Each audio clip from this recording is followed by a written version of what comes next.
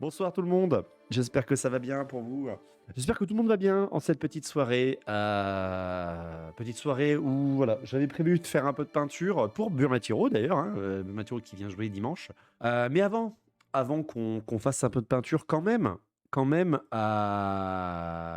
c'est Slaneshi qui nous a mis ça sur notre Discord et j'ai étudié un petit peu l'article.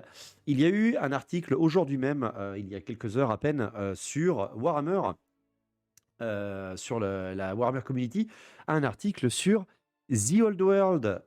Tout à fait. Alors regardez, le chat est en train de le lire justement, avec ses yeux qui se ferment.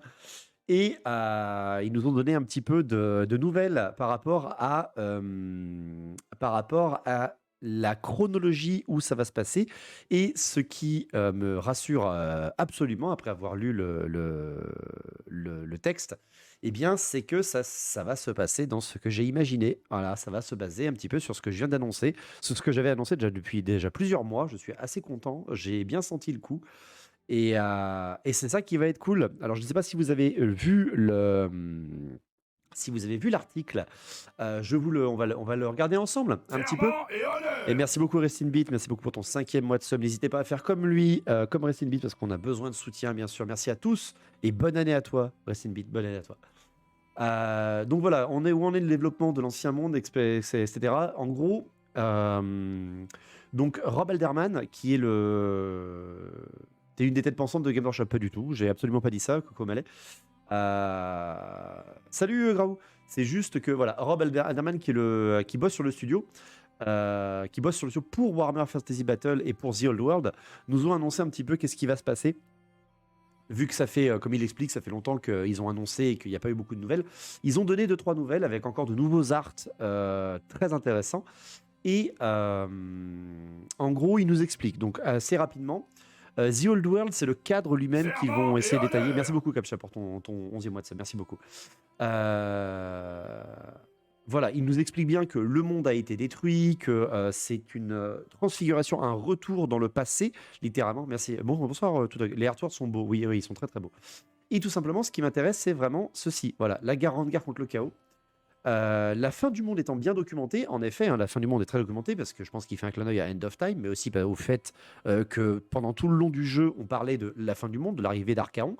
L'équipe de Pong a voulu explorer plus en profondeur l'histoire antérieure du vieux monde et remonter trop loin dans le temps. La guerre de la barbe ou l'épreuve de Sigmar, par exemple, le cadre serait devenu inconnu. Voilà, ça c'est ce qui est déjà intéressant. Mais alors, bouge-toi le chat parce que tu me gênes, merci. Cela nous a conduit à des événements bien connus des fans du monde de Warhammer, la grande guerre contre le chaos et le siège de Prague, 2 siècles avant la fin du temps. Donc c'est ce qu'on avait dit, que très certainement ça va se passer avec la menace de Asavarkul. Mais moi j'espérais que ça va se passer un petit peu avant, sur tout ce qui se passe donc justement dans ce que je vous dis dans les The Old World Chronicle. Et plus précisément, nous avons décidé de nous pencher sur les décennies précédant cet événement légendaire qui a changé le monde, donc l'invasion de Asavarkul. Donc c'est bien ce que je disais. Voilà, on a une preuve. Alors, attention, ils ont dit des décennies avant. Donc, ça va pas être des centaines d'années avant, mais les décennies avant, hein, juste pour vous donner une idée. Donc, en effet, comme tu dis, Xilo, les collèges de magie ne sont pas formés. Donc, attention, hein, ça veut dire que peut-être qu'il y aura des personnages chamaniques qu'on n'a jamais vus. Ça serait ultra intéressant, un petit peu comme les oracles ou les émissaires noirs, hein, pour ceux qui connaissent quand ils jouent à Tempête de magie, ou qui connaissent les vieilles versions en V6. Mais ça veut dire aussi que, ben, des dizaines d'années avant, s'ils remontent à peine 150 ans avant, c'est les guerres vampiriques, hein, les mecs. C'est les guerres vampiriques, ça veut dire. Bonsoir, Neps, bonsoir à toi. Donc déjà, voilà, ça va être intéressant. Et dans ces années, avant que le seigneur du chaos, Asavarkul, ne mène ses armées vers le sud contre une nation d'humains et des nains, l'Empire des hommes n'était pas une nation unifiée, ce qui veut bien nous dire, ce qui veut bien nous dire qu'on va avoir, et il le détaille bien plus en avance, que ça sera la guerre civile et l'âge des 3 empereurs, comme je vous l'avais annoncé. Et véritablement, avec, regardez ça, il commence à détailler les personnages et les comptes électeurs. Il commence à nous détailler les territoires, ce qui veut dire qu'on va très certainement avoir des gammes impériales différentes. Et ça, amis convertisseurs de figurines, ça pourrait être intéressant. Salut Bastoun, bonsoir à toi. Devin de Games Workshop, Dave qui voit dans le turfu. Ah, mais je vous l'avais dit, je vous l'avais dit. Regardez, il nous annonce le comté d'Osterland, il nous annonce l'Ostermark. Oh là là là là, ça va être tellement fou furieux, quoi. Alors, gouverner depuis la grande ville de Midenheim, alors ça m'étonne un petit peu qu'ils appellent ça comme ça, parce qu'ils mettent Osterland, mais c'est le Midenland qui nous parle. Donc, je ne sais pas s'il y a eu un souci de traduction ou quoi que ce soit. Mais voilà, ils nous balancent bien sûr la principauté du Reikland, le grand-duché du Talabekland, avec des héraldiques, du détail, etc. Donc voilà, ça va être la petite hype si jamais, s'il y a le côté Marienbourg, Midenland, Reikland et Talabekland, donc l'âge des trois empereurs, littéralement. Parce que, parce que je vous rappelle que l'âge des trois empereurs, il est déclaré, de toute façon, on va en parler à la prochaine vidéo The World Chronicle. C'est au moment où le comte des Westerland, donc de Marienbourg, qui se déclare en plus empereur, etc. Et là, il y en a au moins 3 ou 4 qui se font en même temps, et que l'Empire est totalement désuni, c'est à partir de là. C'est quoi le prochain Lore Warhammer? Le prochain Lore Warhammer, en stream, Natcol, lundi soir, soit on fait les villes naines, soit les villes Skaven. On va faire un peu de géographie. Et si jamais tu poses la question par rapport à YouTube, je bosse demain toute la journée pour vous, pour la WAG Gorbat Griffe de Fer. Pas de Skaven, pas de feu d'enfer, pas de lance-fusée. Alors, le feu d'enfer et le lance-fusée, en effet, ce n'était pas encore là. Alors, le feu d'enfer, il existait à l'époque de Magnus le Pieux, donc peut-être qu'ils vont pouvoir le laisser. Mais déjà, en effet, les gros changements qu'il va y avoir par rapport à cette timeline, déjà, c'est une pleine guerre de sécession de l'Empire. Du coup, tout à fait, Phobos, c'est ce que je vous expliquais dans les The Old War Chronicles, c'est que c'est l'Empire désuni. L'Empire est totalement désuni. Les lance-globes, ça existait? Oui, oui. Un peu comme Horus Heresy, Space Marine contre Space Marine pour The Old World, humain contre humain. S'ils nous mettent des combats impériaux contre impériaux, ça serait ultra intéressant. Je suis d'accord. Je suis d'accord. Ils nous mettent du flagellant, ils nous mettent du milicien un petit peu et du chasseur. Bien entendu, quel plaisir de voir des chasseurs à nouveau.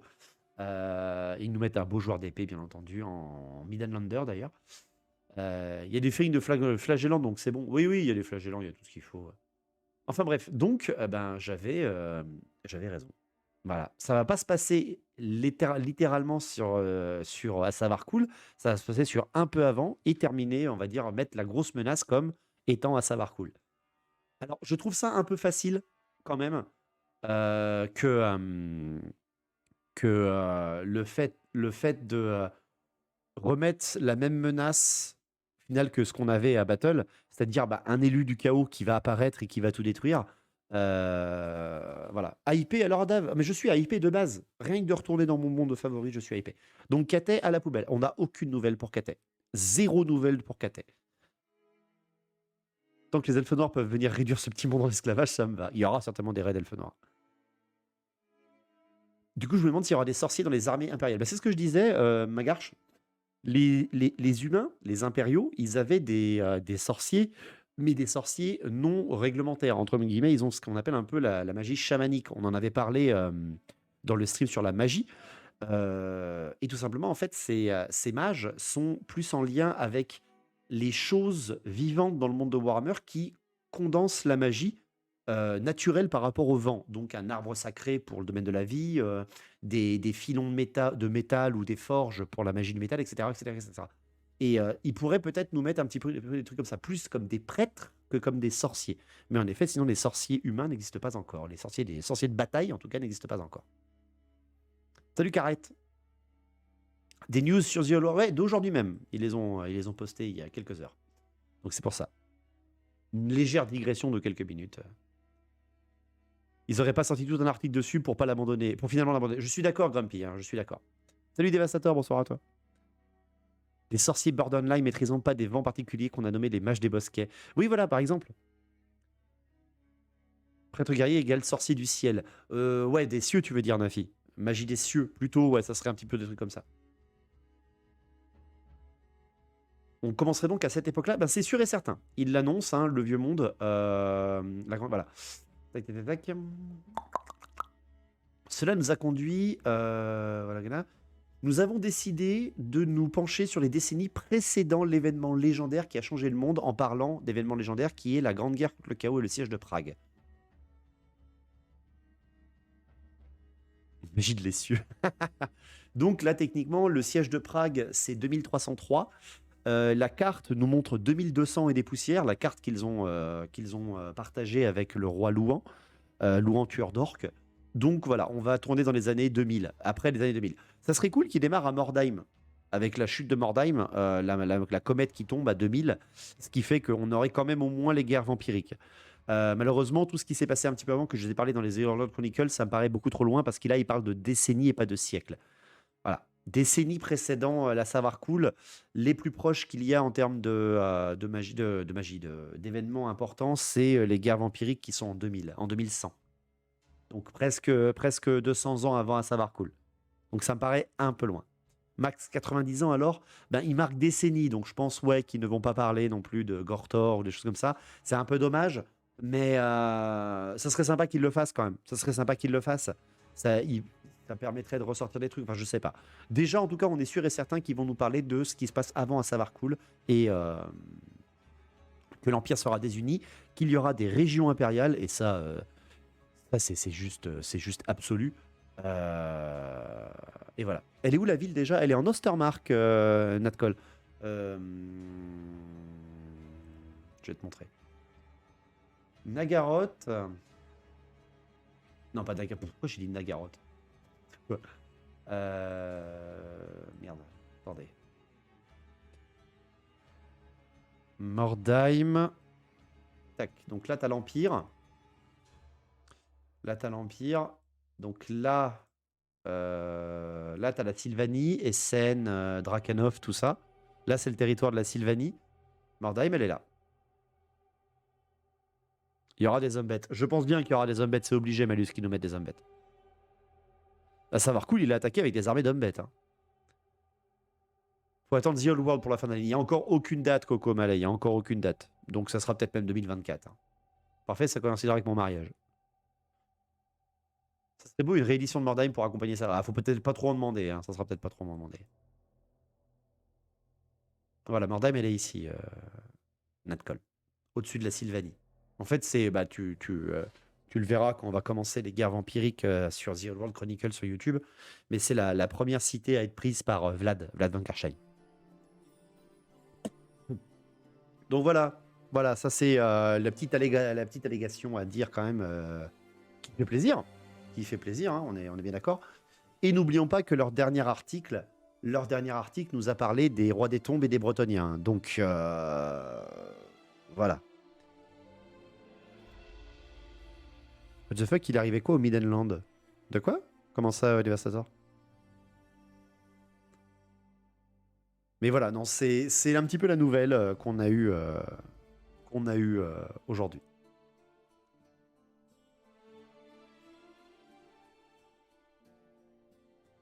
Oui, d'accord, Devastator. En fait, c'est ce qui m'a un peu inquiété. Par contre, ça par contre, je suis d'accord. C'est ce que je viens de remarquer parce que je n'y avais pas encore lu. Le grand comté d'Osterland. Alors ça, voilà, déjà, ça m'inquiète. Parce que Osterland, ça n'a jamais existé. C'est Ostermark et Middenland. Gouverné depuis la grande ville de Middenheim par le comte Sigismund Ulrich, l'Osterland abrite les empereurs loups du Nord, farouches dévots d'Ulrich. En gros, Osterland, je pense que c'est ce qu'ils appellent tous les partisans des Middenlanders, en fait. Parce que je vous rappelle que dans l'âge des trois empereurs, donc ce qui est officiel maintenant, et comme j'avais annoncé, le Middenland, l'Ostland, l'Ostermark, l'Ostland, le Nordland, le Middenland sont alliés à Middenheim et au comte Middenheim. Au comte de Middenheim. Parce que c'est leur ressentissant. Il y a eu plusieurs empereurs loups. Oui, il y en a eu plusieurs. Depuis ce que j'ai dit, depuis la fin des croisades sur The Old World Chronicle. Il y a l'empereur du Reikland. Donc là, Reikland, c'est Wissenland, Soland et Averland qui sont avec lui. Et vous avez le Talabekland qui, lui, a le Stirland, le Talabekland, l'Ostermark. Voilà. Et vous avez la Sylvanie et tout qui va faire sécession dans pas longtemps. Et Marienbourg qui a fait sécession aussi. Un lien avec les Carolingiens? Bon, certainement. Hein, ils nous ont bien prouvé que c'était toujours inspiré de ça, Warhammer de notre monde. Donc, Osterland, je pense que c'est un nom générique qu'ils vont donner pour les Ulrichiens, en fait. Tous ceux qui sont côté Ulrichien. Parce que, en gros, l'âge des trois empereurs, c'est aussi un débat politique et religieux, hein, bien sûr. C'est que tu as le côté Ulrichien, le côté Sigmarite et le côté Taal, avec Talabek. Avec le Talabekland. Talabheim. Le roi Arthur, tout ça. Oui, voilà. Donc voilà, les nouvelles font plaisir quand même. Encore une fois, il n'y a aucune date, aucune figurine. Je le rappelle bien encore qu'on n'a aucune note sur la sortie, une potentielle idée sur la date ou quoi que ce soit. Vous pouvez spéculer autant que vous voulez, mais il ne donne rien officiellement. Encore une fois, 2023, c'est les 40 ans de Battle. Est-ce qu'ils vont simplement faire un coup de com' aux 40 ans de Battle pour faire correctement ça en 2024? Ou est-ce qu'ils vont nous sortir tout ça pour que ça colle à la date et faire comme tous les jeux vidéo pourris qui sortent aujourd'hui? La date est importante et le résultat est foireux. Espérons pas, bien sûr. Ça donne une bonne espoir avec les prêtres guerriers autres que Sigmar ou Ulrich. Bah déjà, Magarch, avoir des Ulrichiens dans une armée impériale aujourd'hui, c'est ultra rare. Même à l'époque de la V7 et de la V8. Hein. Encore la V7, ça allait, mais la V8, il y avait quasiment plus personne qui jouait Midlander.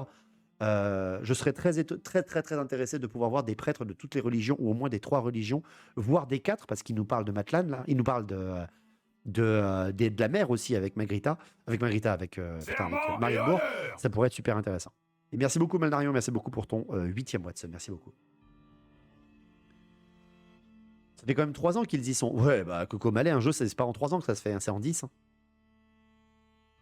Si tu veux le faire vraiment correctement. Il y aurait déjà eu des fuites si c'était sorti cette année. Oui, je suis d'accord, Nafi. Franchement, je suis d'accord. Trop de hype avec la V10 de 40K, aucun intérêt pour The Old World de sortir cette année.